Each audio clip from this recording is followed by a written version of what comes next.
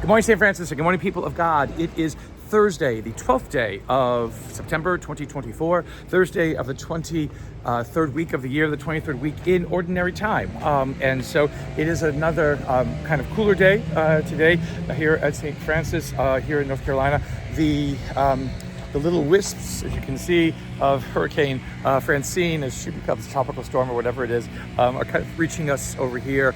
Probably not a lot of rain that we'll experience from Francine, but there may be another kind of system that comes in off the coast, later on this week and into next week. So, Priest Retreat begins on Monday of next week in Wrightsville Beach. So, I will be filming from there. There'll be a lot of people who may be disappointed because the weather might not be as cooperative as it has been in the past. But it is what it is what it is.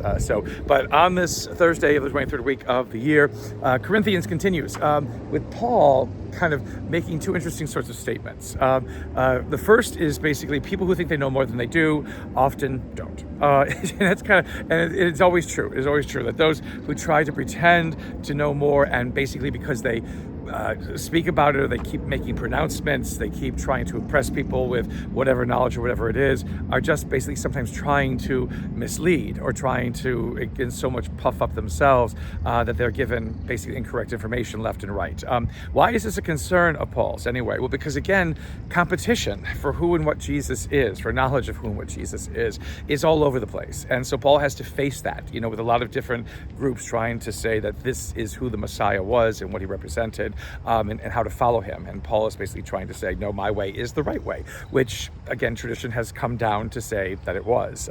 But again, it's this whole idea about trying to make a more intimate impression than we are able to do so upon others and in others' lives is something we always need to be careful of. Paul then goes on to talk about, again, meat that is offered to idols, and what this and what that means and what you should do with that meat that is offered to idols.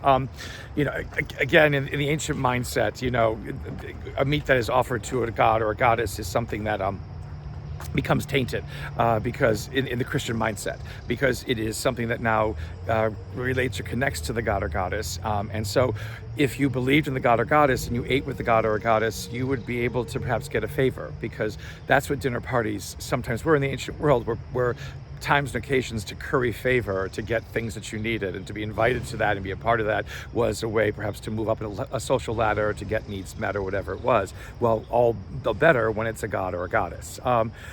For Paul, again, for Christians, that's something that you don't do, because you're not bargaining, you're not wheeling and dealing with God. You don't wheel and deal with God. It's not a good thing. It is interesting, though, that in this kind of passage in the letter that Paul writes, he speaks about the existence of many gods and things like that, but there is only one God that we worship. So even again in this time of Christianity, there is still this kind of fluidity with understanding how the one God of Israel fits into other gods. It isn't as if they don't exist. There seems to be something there that needs to be sort of navigated through or reconciled with the one God of Israel, who Jesus is.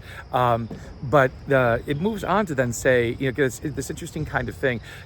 If we try to impress each other with our knowledge because we want, to look better in front of each other, Paul says the Christian way is not that. The Christian way is, again, to care for each other.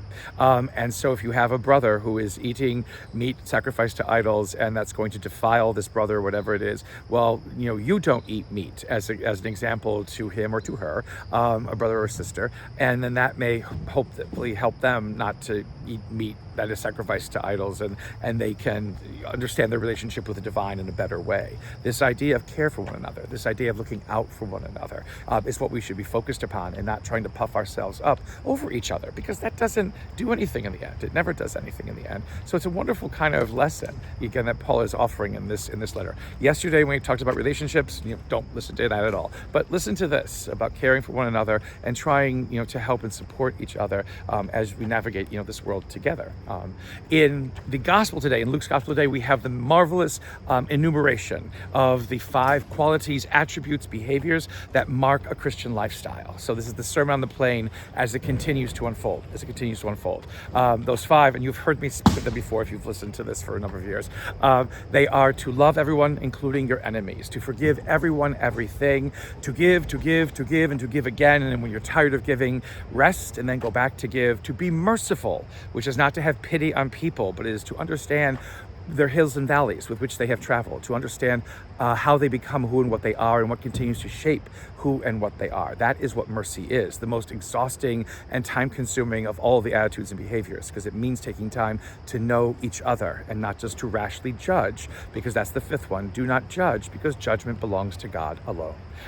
Again, 5 basic attitudes, 5 basic behaviors, and many scripture scholars have written again and again that they are that these attitudes and behaviors pepper all the Gospels, and they are a part of Jesus's proclamation of the kingdom. You want the world better, you want the world saved, you want the world healed of its hurt, of its pain, you want brighter futures and brighter hopes and brighter tomorrows. Well, live these 5 attitudes, 5 behaviors. Again, the commandments only go so far. The commandments do not do enough. The commandments are too isolated with a bunch of don'ts. But these attitudes, these beatitudes, these attitudes and behaviors that come out of Luke's gospel from Jesus' Sermon on the Plain are that which shape, the human heart and the human mind in the reign of God. Love, forgiveness, giving, mercy, and being less judgmental. Try that, and you'll see a world beyond your imagining unfold. A blessed day, St. Francis and people of God. May the Lord give you his peace.